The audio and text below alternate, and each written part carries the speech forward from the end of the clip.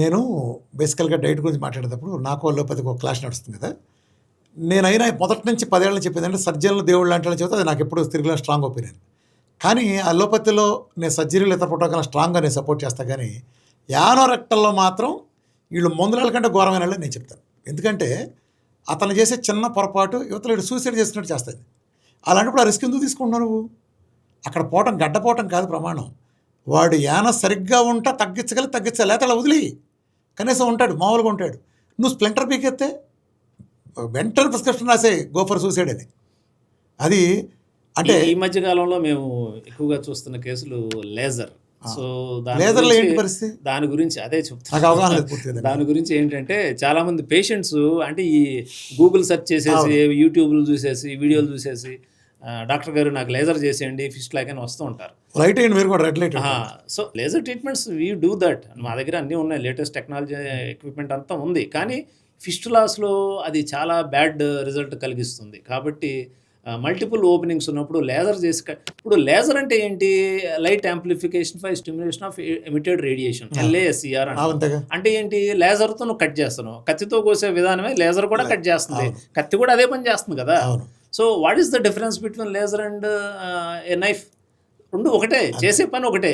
అది అవగాహన, ఇప్పుడు ప్రజాబాహుళ్యంలో అంత అవగాహన ఉండక అదేదో లేటెస్ట్ అనుకుంటా ఉంటారు. డాక్టర్ గారు నాకు లేజర్ చేయండి, లేజర్ ఉందా మీ దగ్గర, ఇట్లా అడుగుతూ ఉంటారు. లేజర్ ఉన్నా కూడా I don't prescribe laser for fistulas. అందులోనూ కాంప్లెక్స్ ఫిస్టులాస్లో లేజర్ చాలా అట్టర్ ఫెయిల్యూర్. అది మీరు ఒక ఫిస్ట్లో వచ్చిన పర్సన్ ఉన్నాడు, మలద్వారం పేర్లుగా 3 నెలలుగా పడినాయి, ఆడికి ఎక్కడో దూరాన ఉంది, అది ఇంత బార్ ఉంది అనుకోండి, మీరు థ్రెడ్ ఎలా వేస్తారు దాంట్లోకి అసలు ఆ సన్న హోల్? అదే టెక్నిక్. అందుకోసమే ఇఫ్టాక్ టెక్నిక్ అనే చాలా లేటెస్ట్ టెక్నిక్స్. సూది కూడా దోస్తారా? చాలా మంచి ప్రశ్న అడిగారు మీరు. యాక్చువల్గా ఏంటంటే అసలు ఆరిజిన్ బయట రంధ్రం కాదు. ఇప్పుడు బయట రంధ్రం ఎందుకు ఏర్పడింది? లోన మలద్వారం లోపల యానల్ గ్లాండ్స్ అని కొన్ని ఉంటాయి, అంటే గ్రంథులు ఉంటాయి. ప్రతి మనిషికి యానల్ గ్లాండ్స్ అని ఉంటాయి. అవి ఎక్కడుంటాయి? మలద్వారం లోపల దాదాపు 1.5 to 2 సెంటీమీటర్స్ లోపల డెంటేట్ లైన్ అని ఉంటుంది. ఆ డెంటేట్ లైన్ మీద యానల్ గ్లాండ్స్ చుట్టూతా సర్కంఫరెన్షియల్ గా మలద్వారం లోపల ఒక అంగుళం లోపల యానల్ గ్లాండ్స్ ఎప్పుడైతే ఉంటాయో, యానల్ గ్లాండ్స్ లో ఒక గ్లాండ్ ఇన్ఫెక్ట్ అవుతుంది ఏదో ఒక కారణం చేత. అసలు రూట్ కాజ్ అది. ఆ యానల్ గ్లాండ్ ఇన్ఫెక్ట్ అవటం, హోల్ ఏర్పడుతుంది. యానల్ గ్లాండ్ ఇన్ఫెక్ట్ అవటం వల్ల అక్కడ బ్యాక్టీరియా క్రిములు అక్కడి నుంచి తోల్చుకుంటూ బయటకు వస్తాయి. అక్కడి నుంచి బయటకు వచ్చి బయట రంధ్రం ఇక ఇమ్మెటీరియల్ నువ్వు ఎక్కడైనా ఏర్పడొచ్చు. అంతే. అది తోల్చుకుంటూ ఎలా వస్తుంది? మలద్వారం బయట అంగుళం దూరం ఏర్పడిందా, 10 అంగుళాల దూరం ఏర్పడిందా, మోకాల కిందకి వెళ్ళిందా, అడ్డామంలోకి వెళ్ళిందా అనేది ఇమ్మెటీరియల్. మొదలు అది. సో నువ్వు దాన్ని ఎలా ట్యాకిల్ చేస్తావు అనేది నీ expertise. So expertise lies in how you identify the internal opening. దాన్ని ఇంటర్నల్ ఓపెనింగ్ అంటారు. ఇది మనం బయట మీరు ఎలా కనిపెడతారు దాన్ని? సో ఎక్స్టర్నల్ ఓపెనింగ్స్ చూస్తున్నాం మనం. మనం మామూలుగా కామన్ ఏంటంటే రంధ్రాలు పడింది అందులోంచి క్షారసూత్ర వేసినందు మాత్రం సక్సెస్ అవ్వదు, డౌట్ అందులో. సో చాలా మంది చేస్తుంటారు. ఈవెన్ అలోపతిక్ డాక్టర్స్ క్షారసూత్ర చేసేవాళ్ళు చాలా మంది నాకు తెలుసు చేస్తారు. ఎందుకంటే సర్జరీ ఫెయిల్యూర్ అని వాళ్ళకే తెలుసు. ఈ ప్రపంచంలో ఒక ఫెయిల్యూర్ని, మాది ఫెయిల్యూర్ని ఒప్పుకున్న ఇది మాత్రం మీదనే రెక్టల్ అట్లా వాళ్ళు కూడా ఒప్పుకుంటారు. మాది ఫెయిల్యూర్ ఒప్పుకున్న వాళ్ళు, ఫెయిర్ గా ఉండేవాళ్ళు చాలా మంది డాక్టర్స్ ఉన్నారు, ఎథికల్ గా ప్రాక్టీస్ చేసేవాళ్ళు ఉన్నారు అలోపతి వైద్యుల్లో కూడా. అలోపతిలో 90%. కాబట్టి ఏంటంటే వాళ్ళు డెఫినెట్ గా వాళ్ళు చేయలేని పక్షంలో రిఫర్ చేస్తారు. పలానా డాక్టర్ గారి దగ్గరికి వెళ్ళండి, ఆయన ఈ టైప్ ఆఫ్ కేసెస్ బాగా డీల్ చేస్తారు, మీకు మంచి జరుగుతుంది అని చెప్పేవాళ్ళు కూడా ఉన్నారు. తమాషా ఏంటంటే నాకు రోజు 15 మంది డాక్టర్లు పంపేవాళ్ళు వస్తారు. నాకు కూడా ఏదో పెద్ద క్యాన్సర్లు, టైప్లు, డయాబెటీస్ వస్తే మీరు వద్దండి వీఆర్కే గారి దగ్గరికి వెళ్ళిపోండి. సో మనం ప్రజాక్షేమం కోరి ఎక్కడ మంచి జరుగుతుంటే అక్కడ పంపాలి. ఈవెన్ ఇప్పుడు హైలీ క్వాలిఫైడ్ డాక్టరా లేకపోతే మీరు అందులో పరిణితి సాధించడం అనేది ముఖ్యం. అక్కడ మీరు డాక్టర్ అయినా, మీరు డాక్టర్ చదువుకోకపోయినా మీరు చేసే సేవ చాలా మంది డాక్టర్ల కంటే చాలా ఎక్కువ. అది చాలా క్లియర్గా తెలుస్తుంది. ఎందుకు నేను అనే మాట కాదు, అది ప్రజలు చెప్తున్నారు. లక్షల మంది ప్రజలను చూస్తున్నాం ప్రాక్టికల్గా, వాళ్ళు హీల్ అయిపోయిన వాళ్ళని చూస్తున్నాం. సో డయాబెటీస్ తగ్గిన వాళ్ళని చూస్తున్నాం, వాళ్ళనే మాట అది. కాబట్టి ఒప్పుకోవాల్సిందే, తప్పదు అది. డిగ్రీ ఉండటం ఒక్కటే క్రైటీరియా కాదు అక్కడ. నువ్వు మంచి చేయాలనే కోరిక ఉండటం ఉంది, చూసావు. నన్ను నిద్రలో కొట్టు చూస్తా ఎట్లా కొడతావు అనేవాళ్ళు నాకు కొట్టలేం, కానీ నిద్రపోయి ఊరే ఇలా కొట్టచ్చు. అంతే కదా. నేను నటించేవాడిని చేస్తాను కాదు, ఏం చేసిన యాక్టింగ్ చేస్తా అంటే అది అంటే కొంతమంది గాడిదలు ఎట్టగా ఉంటారండి. డయాబెటిక్ దగ్గర ఈ బజార్లో 50 మంది ఉన్నారు డయాబెటిక్ దగ్గర వాళ్ళు. చెప్పు తీసి కొడతారు ఆ మాట అనేవాడు కనిపిస్తే. ఇక్కడికి వచ్చే ఆ మాట అంటే మామూలు చెప్తే కొట్టరు. నాకు ఒక మీటింగ్లు 25-30 మంది వచ్చారంటే తక్కువ బేకమ్మడి చేతి 8 గంటలకు వచ్చి అంటారా? రిజల్ట్ వస్తేనే అంటారు. ఎందుకని అంటారు? ఊరిలో ఎందుకు వస్తారు? పాయింట్ ఏంటంటే ఇక్కడ ఒకటి ఉందండి. ఏ విధమనండి కాదు, ఒక పేషెంట్ పాయింట్ ఆఫ్ వ్యూ నేను చెప్తున్నా. నీకు జబ్బు వచ్చిందండి, షుగరో బీపీనో పైల్సో లేకపోతే క్యాన్సరో ఏదైనా, మీకు తగ్గించేవాడు కావాలా? నా ప్రోటోకాల్ ఎలా ఉంది కాబట్టి నువ్వు సచ్చేవరకు నీ జబ్బు ఇలాగ ఉంచుతానేవాడు కావాలా? ఎవరు డాక్టరు? నీకు కావాల్సింది ఏంటి? తగ్గటం. నువ్వు సర్టిఫికెట్ ఉన్నాడు దగ్గర, సర్టిఫికెట్ దేనికి?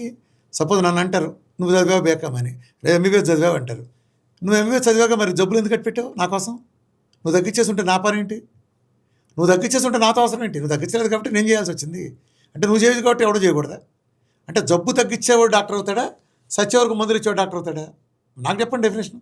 నేను మోటార్, నా సంగతి తెలుసు కదా, నేను మోటార్ పెంటకోల పారేస్తాను. ఇప్పుడు అది ప్రజలు నిర్ణయించుకుంటారు. అవును. ఇప్పుడు ప్రజలకు కావాల్సిందేంటి? వాళ్ళకి ఇమ్మీడియట్గా వాళ్ళ అవసరం తీరటం, వాళ్ళు ఆరోగ్యం మెరుగవటం అంతే. సో నువ్వు డాక్టరా కాదనేది మరి ప్రజలు పట్టించుకోవట్లేదుగా, తగ్గించేవాడు డిగ్రీ ఉందా డాక్టర్. లేదా చూడలేదుగా. మరి ఎందుకు వస్తున్నారు మీ దగ్గరికి? నేను వేల మంది ఎందుకు వస్తున్నారు? ఇప్పుడు నేను ఒకటే నవ్వుతానండి. నువ్వు డాక్టర్ అంటారు, నువ్వు డాక్టర్ నువ్వు తగ్గిస్తావా? ఆ మాట అనక నువ్వు డాక్టరే కదా, నువ్వు తగ్గించు, నేను ఆపేస్తాను. నువ్వు తగ్గించవు, వేరే వాడిని తగ్గించు. నీవు అసలు వైద్యం అంటే ఏంటి? Doctor is a scholar, doctor is a knowledgeable person, not the common pass out MBBS or something కాదు. A doctor is a knowledgeable person. ఆ నాలెడ్జ్ అది వైద్యం కావచ్చు, లేదా నటన కావచ్చు, ఇంకోటి కావచ్చు, ప్రతిభలు ఉన్న ఎవరైనా సరే డాక్టరే, అంతే కదా. ఇప్పుడు మీరు క్షారసూత్ర తాడు ఎలా తయారు చేయాలో చెప్పారు, అలాగే హోల్స్ ఎంత దూరంలో పడితే చెప్పారు, అలాగే యానస్లో ఉండే ఆ గ్లాండ్ అనేది 2 సెంటీమీటర్ల డిస్టెన్స్లో ఉండే ఆ గ్లాండ్ అనేది అక్కడి నుంచి వెళ్తుందని చెప్పారు, అది తొలుచుకుంటూ వెళ్తుందని. ఇప్పుడు మీరు తాడు వేయాలి. ఒక పర్సన్ వచ్చారు, ఆ క్షారసూత్రం, నేను తాడు అంటే మన తేట తెలుగు భాషలో చెబుతున్నాను, మీ క్షారసూత్రం అనుకోండి, దీన్ని ఎలా ఎక్కిస్తారు మీరు? దానికి చేయటానికి ఫస్ట్ థింగ్ ఏంటంటే how you identify the internal opening. అంటే లోన్ ఉన్న యానల్ గ్లాండ్ ఎక్కడైతే డిజీజ్డ్ యానల్ గ్లాండ్ ఉందో, ఇప్పుడు 10-20 అంటే మీకు ఎలా తెలుసు అదే ఓపెన్ అయిందని? అదే చెప్తున్నా, దాని గురించే వస్తున్నాను. అసలు ఏ ఎక్స్పర్ట్ డాక్టర్ అయినా ఫస్ట్ అది ఐడెంటిఫై చేయటమేనండి అన్నిటికంటే మూలం. ఫిస్టులా ట్రీట్మెంట్లో 70-80% of the treatment is over. నువ్వు అది ఐడెంటిఫై చేయగలిగితే. ఐడెంటిఫై చేయకుండా రంధ్రం ఉంది కదా, నువ్వు దాన్ని ప్రోబ్ చేసి పొడుచుకుంటూ వెళ్ళావనుకో ఎక్కడైనా ఓపెన్ అవుతుంది. అసలు యానల్ గ్లాండ్ ఎక్కడైతే డిజీజ్డ్ పోర్షన్ ఉందో ఆ డిజీజ్డ్ పార్ట్, ప్రభావితమైన పార్ట్లోకి వెళ్లకుండా పక్కన కూడా ఓపెన్ అవ్వచ్చు. మనం సూత్తో పుడిస్తే ఉంది రంధ్రం పడి ట్రాక్ లాగా కొత్త ట్రాక్లు కూడా ఫామ్ అవుతాయి. మరి ఎక్స్పర్టైజ్ ఉన్న డాక్టర్స్ ఎలా సపోజ్ మీరే తెలిసారు, ఇప్పుడు అక్కడ దాంట్లో ఈ ప్లేస్ ఎంత దూరంలో ఒక గ్లాండ్ ఉంది, అక్కడ 10 గ్లాండ్లు ఉన్నాయి. ఇప్పుడు మీరు ట్రీట్మెంట్ మొదలు పెడతాడు, మీ కేసే తీసుకోండి, ఈ 10లో దేని నుంచి వెళ్ళింది అనేది మీరు ఎలా కనిపెడతారు? సో ఏంటంటే దాంట్లో కంపల్సరీగా అక్కడ పేషెంట్కి ఎనస్థైజ్ చేసి మీరు లోకల్ మీరు ఇవ్వచ్చా? ఇచ్చేయచ్చు, మీకు లైసెన్స్ ఇచ్చేయచ్చు. అదే కదా సెంట్రల్ గవర్నమెంట్ ఈ మధ్య అదే మొత్తం ఒక లిస్ట్ ఆఫ్ సర్జరీస్ ఎవరైతే ఆయుర్వేదిక్ డాక్టర్స్ ఇప్పుడు దాకా అసలు చేయకూడదు అన్నారు కదా, కానీ సర్జరీస్ సెంట్రల్ గవర్నమెంట్ నోటిఫై చేసి gazette, government of India gazette release చేసేసింది. సో కాబట్టి ఒక 56 సర్జరీస్ అలౌడ్ అయ్యిందనమాట. అందులో ఆయుర్వేదిక్ డాక్టర్స్ చేయగలిగేవన్నీ కూడా ఇందులో ఉన్నాయి. ఇంకా పెంచుతారు, కంపల్సరీగా ఇవ్వాల్సిందే. పేషెంట్ ఎట్లా భరిస్తారు అసలు ఎనస్థెటైజ్ చేయకుండా? కాబట్టి ఏంటంటే ఏ డాక్టర్ అయినా సరే, ఒకళ్ళు మేము ఇవ్వకపోయినా మొత్తం డాక్టర్ని పిలిచి చేయించుకోవచ్చు కదా. నేను ఇవ్వాలని రూల్ ఏమి లేదు అక్కడ. సో నాకు ఇవ్వటం వస్తే ఆ టెక్నిక్ నాకు తెలిస్తే నేనైనా చేయొచ్చు. లేదా నా దగ్గర ఎనస్థెటిస్ట్ ఉంటారండి ఆల్రెడీ, లోకల్ ఎనస్థిషియా లేకపోతే general anaesthesia, short general anaesthesia ఇచ్చి చేస్తాం, లేదా స్పైనల్ ఎనస్థిషియా ఇచ్చి చేస్తాం. కాబట్టి ఆ డాక్టర్ ఆ పని చేసినప్పుడు ఆ స్పెషలిస్టు, మనం యాజ్ అ స్పెషలిస్ట్ ప్రాక్టాలజిస్ట్ మన పని మనం చేయాలి. ఇప్పుడు మీరు అడుగుతున్నది ఇంటర్నల్ ఓపెనింగ్ ఎలా ఐడెంటిఫై చేస్తామని కదా, అక్కడి నుంచి థ్రెడ్ ఎలా వస్తాం అనేది. సో దీనికి చాలా రకాల టెక్నిక్స్ ఉంటాయి. Probing one of the important techniques is probing అంటాం. ప్రోబింగ్ చాలా జెంటిల్గా చేయాలి, లేదా చాలా ఎక్విప్మెంట్ ఉండాలి కంపల్సరీగా. చాలా రకాల ఎక్విప్మెంట్స్ ఉంటాయి ప్రోబ్ చేయడానికి. ప్రోబ్స్ అని ఉంటాయి, కాపర్ మ్యాల్యబుల్ వైర్స్ లాంటివి ఉంటాయి, పల్చటివి. సో దాన్ని బట్టి స్లోగా ఇన్సర్ట్ చేసి ఎంత లోతు వెళ్తుంది ఏంటి అనేది చూసుకుని ఫింగర్ ఇన్సర్ట్ చేసి మలద్వారం లోపలికి గ్లవ్ వేసుకున్న ఫింగర్ ఇన్సర్ట్ చేసి అండర్ ఎనస్థీషియా చెక్ చేయాలి. ఊరికి పొడిస్తే కూడా పేషెంట్ ఎగిరిగంతేస్తాడు. పేషెంట్ షాక్లోకి వెళ్ళిన సందర్భాలు కూడా ఉన్నాయి. అసలు మామూలు పరీక్ష చేయడానికి ఏలు పెడితేనే షాక్లోకి వెళ్ళిన సందర్భాలు. ఏలు పెడితే కనిపెట్టగలరా? ఏలు పెడితే అది ఎక్స్పర్టైజ్ చేయాల్సిన పని, అది ఎక్స్పర్ట్స్కి మాత్రం చేయగలుగుతారు. సో చాలా ఏలు పెట్టడం వచ్చినాడు చాలా గొప్ప డాక్టర్ అనేది అందుకే. అదే అదే మన వెటర్నరీ చూస్తాం ఇక. హస్తమేవ ప్రధానతమ యంత్రం అని మన సంస్కృతంలో శ్లోకం. హస్తం అంటే చెయ్యి, ఈ కరెక్ట్గా చెయ్యి పెట్టడం వచ్చినాడు చాలా గొప్ప డాక్టర్. ఇప్పుడు అలా పెట్టి చూస్తే మీకు ఆ హోల్కి థ్రెడ్ లెక్కిస్తారు. సో ఏంటంటే డిజీజ్డ్ పార్ట్ ఎక్కడ ఉంది, మలద్వార గొట్టంలో చాలా రౌండ్గా ఉంటుంది కదా, అందులో ఏ పార్ట్ డిజీజ్ అయ్యి అక్కడ నీకు ఇంటర్నల్ ఓపెనింగ్ ఉంది అనేది కనిపించదు కదా కంటికి. కంటికి కనపడదు, మనం అంతా ఫీల్ అంటే అదేంటంటే ఇన్స్పెక్షన్, పాల్పేషన్ అంటే ముట్టుకోవడం ద్వారా చేసే పరీక్ష అన్నమాట. పరీక్ష విధానంలో అదొక విధానం. సో ఇన్స్పెక్షన్ అంటే కంటితో చూడటం. అవును, అది కుదరదు అక్కడ. అది దీంట్లో ఆయుర్వేదం చాలా చక్కగా చెప్పింది ఎప్పుడూనే. సో ఇన్స్పెక్షన్, పాల్పేషన్, పర్కషన్ కొట్టడం. పర్కషన్ అంటే పర్కస్ చేసి లోన సౌండ్ తెలియటం ద్వారా లోన ఏం ప్రాబ్లం ఉందని ఐడెంటిఫై చేయటం. అది కూడా ఉందా? ఆ తర్వాత ఆస్కల్టేషన్ అంటే స్టెథోస్కోప్ ద్వారా చూడటం అనేది ఆస్కల్టేషన్. సో దర్శనం, స్పర్శనం, ప్రశ్న అని ఆయుర్వేదం ఎప్పుడైనా చెప్పింది. అష్టవిధ పరీక్షలు చెప్పింది. నాడీ, మూత్రం, మలం, జిహ్వ, శబ్ద, స్పర్శ, దృక్, ఆకృతి. మీరు ఆయుర్వేదం చెప్పింది మీరు అంటారు కానీ ఆయుర్వేదం ఎక్కడ చేస్తారు కాబట్టి ఇవన్నీ పెడతారు. ఇవాళ కొత్తగా కనిపెట్టబడినవి కావు, అది నా ఉద్దేశం చెప్పడం. దర్శనం, స్పర్శనం, ప్రశ్న. ఓకే, మీరు ఇది ఎలా ఎక్కిస్తారు? స్పర్శనం అని చెప్పాను కదా, స్పర్శ చేయడం ద్వారా పరీక్ష. సో మనం చెక్ చేసినప్పుడు డిజీజ్డ్ పార్ట్ ఎక్కడ ఉంది ఇంటర్నల్ గా అనేది ఐడెంటిఫై చేయడం ఇక్కడ ఇంపార్టెంట్. దీనికి మనం వాడేది ఏంటంటే ప్రోబింగ్ ఒకటే కాదు, ఎక్స్రే తీయొచ్చు లేదా ఎంఆర్ఐ స్కాన్కి వెళ్ళొచ్చు. So MRI scan is very sensitive. So అక్కడ ట్రాక్ ఎక్కడ స్టార్ట్ అయింది, ఎక్కడ ఎండ్ అవుతుంది, లోన్కి వెళ్ళిన తర్వాత చెట్టు వేర్లు భూమిలోకి ఎలా వెళ్తాయి, డిఫరెంట్ డైరెక్షన్స్ లో డిఫరెంట్ ట్రాక్స్ ఏ కంట్రాల మధ్య నుంచి వెళ్తుంది అనేది చాలా క్లియర్ కట్ పిక్చర్ వస్తుంది. ఏ ఎంఆర్ఐ అడగాలి మనం వాళ్ళు అడగాలంటే? ఎంఆర్ఐ ఫిస్టోగ్రామ్ అంటారు దాన్ని. ఫిస్టోగ్రామ్ అంటే ఎంఆర్ఐ చాలా రకాలు, బ్రెయిన్ చేయొచ్చు, ఏ ఆర్గన్ చేయొచ్చు. ప్రజలకి దీని ద్వారా నాలెడ్జ్ ఇవ్వడం కోసం ఎంఆర్ఐ ఫిస్టోగ్రామ్ అని మనం ఎంఆర్ఐ ఫిస్టోగ్రామ్. ఇప్పుడు ముందు పాతకాలంలో ఎంఆర్ఐ లేనప్పుడు ఎక్స్రేలు తీసేవారు, అంత clarity. MRI correct. MRI is highly sensitive.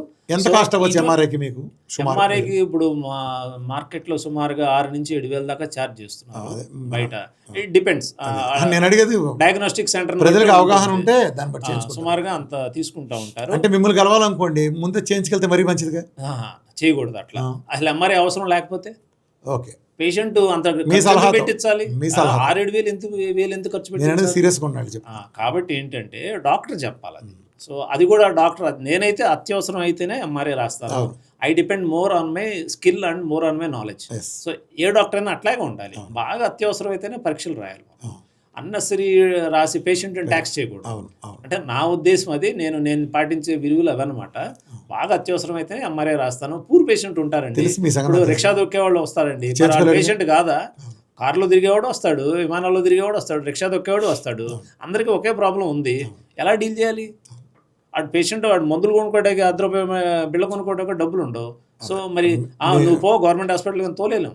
మీ విషయంలో అంటే ఇప్పుడు నేను ఇక్కడ అక్కడే మానవతా విలువలు అనేది బయటపడతాయి. మీ విషయంలో అది నేను ప్రత్యక్షంగా గత 3 దశాబ్దాలు చూస్తున్నా. మీరు ఎంతమందికి మీరు ఫ్రీగా చేశారో నాకు తెలుసు ప్రత్యక్షంగా. నా క్యాంపులే కాకుండా మీరు బయట కూడా నేను ఎంతమందిని పంపిస్తే మీరు ఫ్రీగా చేశారు. పరీక్ష చేసే విధానమే కాకుండా పేషెంట్తో మాట్లాడే విధానం కూడా మనం ఏంటంటే ఎంపతి అంటాం దాన్ని. సింపతి కాదు, ఎంపతి ఉండాలి ప్రతి డాక్టర్కి కూడా. సాధక బాధకాలను అర్థం చేసుకోవాలి. ఇప్పుడు మన ఫ్యామిలీలో మన తల్లికో, చెల్లికో, తమ్ముడికో ప్రాబ్లం వస్తే మనం ఎంత క్లోజ్గా ఫీల్ అయ్యి జాగ్రత్తగా డీల్ చేస్తాం. నువ్వు ఆ టైప్లో నువ్వు నీ బయటకు వచ్చే పేషెంట్ని డీల్ చేస్తే అంతకు మించిన వైద్యం రాదు. అది ఎంపతి ఉన్నప్పుడు పేషెంట్ మనసుకు తడుతుంది. అది you become a great doctor. డబ్బులు సంపాదించావు, ఎంత కోట్లు సంపాదించావు అన్నది ఇమ్మెటీరియల్. అసలు పేషెంట్ ఇచ్చే విలువ 100 రెట్లు ఉంటుంది. నేను చాలా క్లియర్గా చూస్తూ ఉంటాను. కొంతమంది డాక్టర్లు సొంత డబ్బులు ఇచ్చి డబ్బులు లేవంటే బస్ ఛార్జీలకి డబ్బులు ఇచ్చిన డాక్టర్లు కూడా నేను చూశాను. మా గోపాల శివనారాయణ గారు, డిఆర్కే గారు.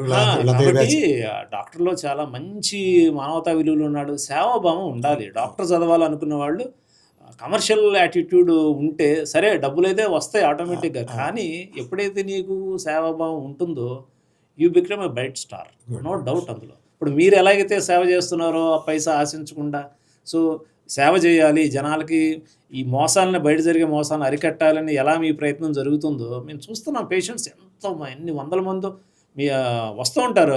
మీ విఆర్కే గారి వీడియోలు చూసాం డాక్టర్ గారు, అందులో మీ పేరు ఉంది అని వచ్చేవాళ్ళు చాలామంది ఉన్నారు. నాకు ఇప్పటికీ కూడా చాలా దూర నుంచి వచ్చేస్తుంటారు వితౌట్ ఎనీ అపాయింట్మెంట్.